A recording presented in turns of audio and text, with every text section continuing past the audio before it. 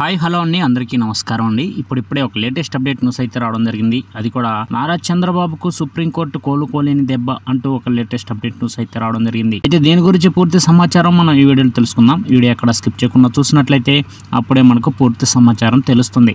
ఇక లేట్ చేయకుండా వివరాల్లోకి వెళ్దాం ఫ్రెండ్స్ నాదొక చిన్న రిక్వెస్ట్ ఫ్రెండ్స్. ఇప్పటి వరకు మన ఛానల్ అయితే సబ్స్క్రైబ్ అయితే చేసుకుని వారు దయచేసి సబ్స్క్రైబ్ అయితే చేసుకోండి. అలాగే బిల్ బటన్ కూడా ఆన్లో పెట్టుకున్నట్టయితే నేను చేసే ప్రతి ఒక్క వీడియో మీకు ముందుగా నోటిఫికేషన్ రూపంలో రావడం జరుగుతుంది.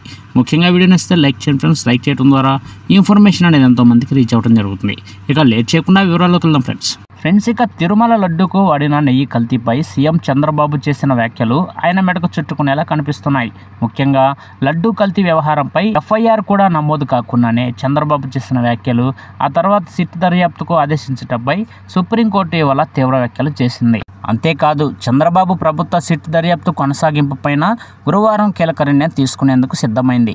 లడ్డు వివాదంలో సిట్ దర్యాప్తు కొనసాగింపుపైన అభ్యంతరాలు వ్యక్తమవుతున్న నేపథ్యంలో దీనిపై సమీక్షకు సుప్రీంకోర్టు సిద్ధమైంది. ఈ మేరకు సిట్ దర్యాప్తు కొనసాగాలా లేక మరో దర్యాప్తు చేపట్టాలా అన్న అంశంపై సొలిసిటర్ జనరల్ అభిప్రాయం కోరింది. అక్టోబర్ 3న జరిగే విచారణలో సొలిసిటర్ జనరల్ తన అభిప్రాయం చెప్పనున్నారు.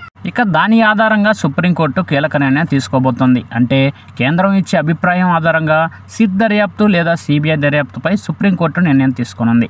దీంతో ఓవైపు సుప్రీంకోర్టు వ్యాఖ్యలతో కంగుతిన్న చంద్రబాబుకు ఇది మరో సమస్యగా మారింది. చూసారు కదా ఫ్రెండ్స్, ఈ అప్డేట్ కనుక మీకు నచ్చినట్లయితే లైక్ చేయండి. మరెన్నో లేటెస్ట్ అప్డేట్ న్యూస్ కోసం మన ఛానల్ అయితే సబ్స్క్రైబ్ అయితే చేసి ఫాలో అవ్వండి friends. Thank you for watching friends.